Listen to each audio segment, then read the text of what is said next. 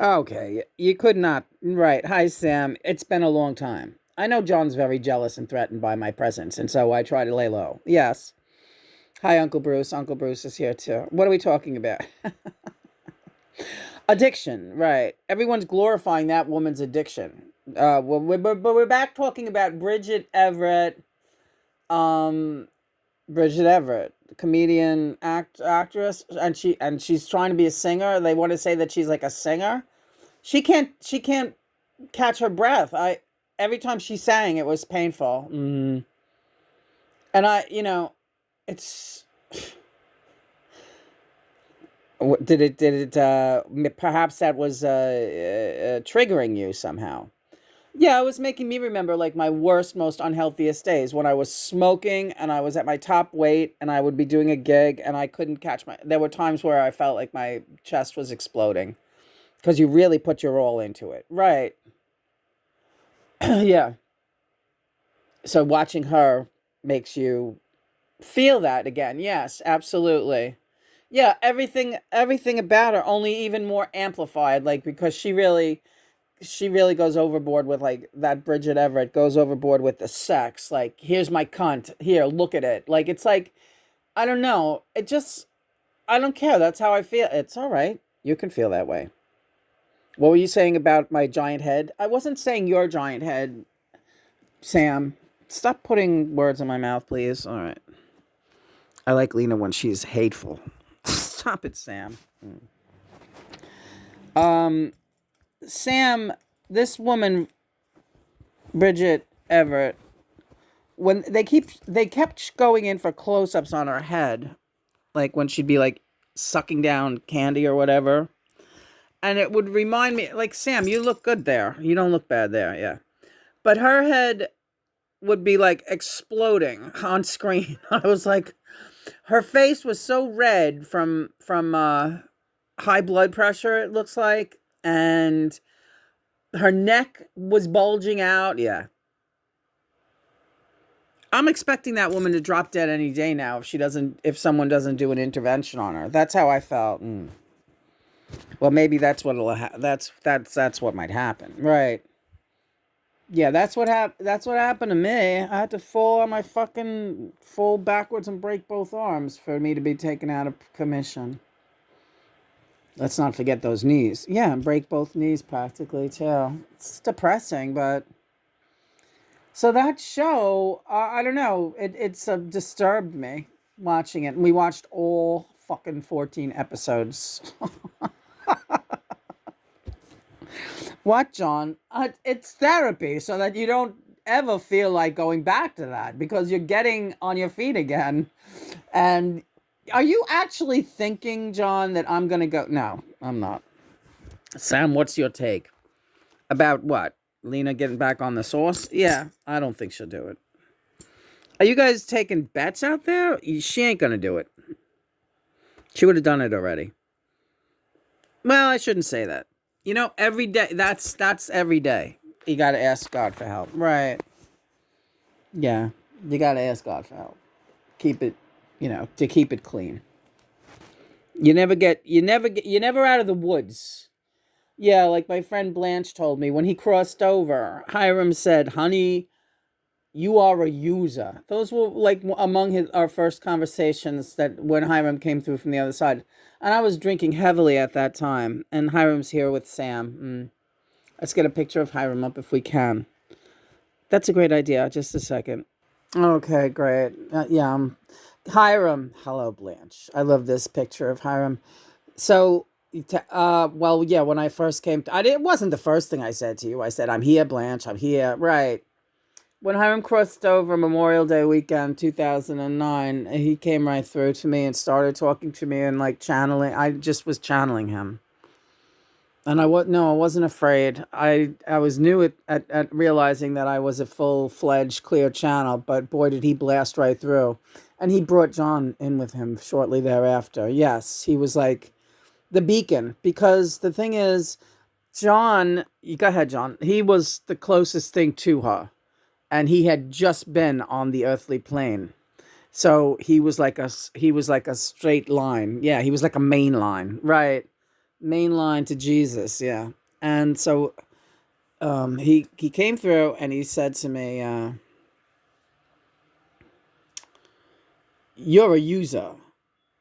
Because I said to him, I think I was justifying. He was like drinking every night. Every night I would start in with my wine, and earlier and earlier, yeah. But I was really going through it. I was on the brink of having flashbacks. I was fighting off whatever was coming for me, which were my memories. My husband being sick, Christopher being sick with cancer, like did something to my psychological. Uh, it opened up, yeah. It opened up all kinds of. That's what happens when you don't remember things that happened to you when you were young. Something will trigger it, right? And Christopher's cancer triggered a lot of things in me. I guess fear of abandonment, but also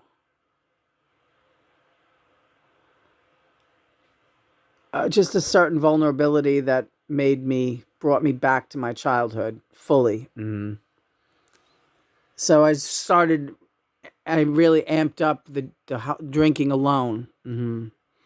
I was really warding off a lot of pain. And that's what you do. They say drinking is self-medication. Yeah. So my Blanche, who crossed over, uh, said that, well, you can justify it all you want, honey, but you are a user. And a user will always be a user. We go into recovery, but we are forever users. Now that's, I guess, the bad news. But the good news, if you want to see it as good news, is that we have a lot of company. The whole world is comprised of users.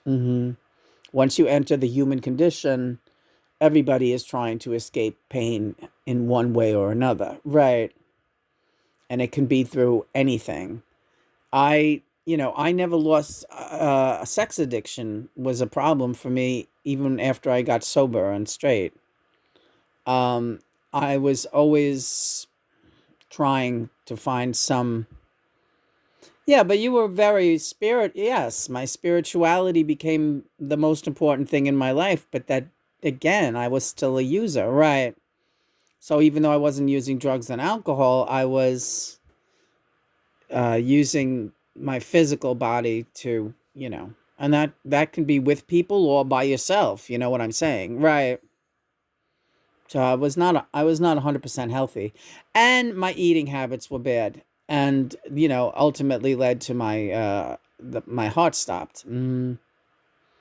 You can look healthy, but you can have, you had a cousin who was a jogger, right? But he loved his hamburgers and his French fries, and he had terrible coronary disease that killed him. We're all dichotomies. We all have our own story. You're okay, Lena. You're getting there. I know I'm not there yet. Well, you're getting there though. And you're very self-aware. You're very self-aware. And you're very strong. You're stronger than you know. Thanks, Hiram. We'll talk anytime you want. You know what to do. It's got to be step by step. And whatever happens, you're in God's hands. Just keep asking God and Mother for help. Yes, will do. Yes, Mother and Father, help me. Help us all.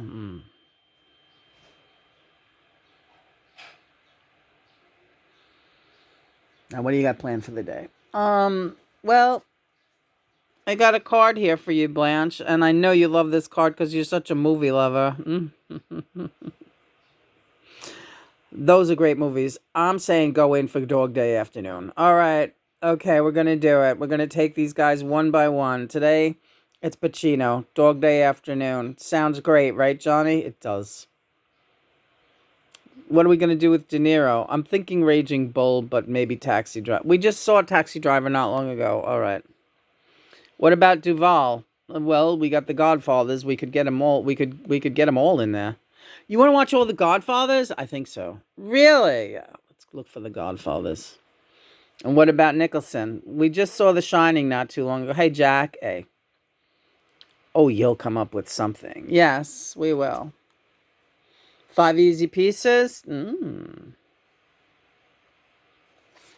Card for today. 4 of Wands. Our spiritual family. They are always there for us.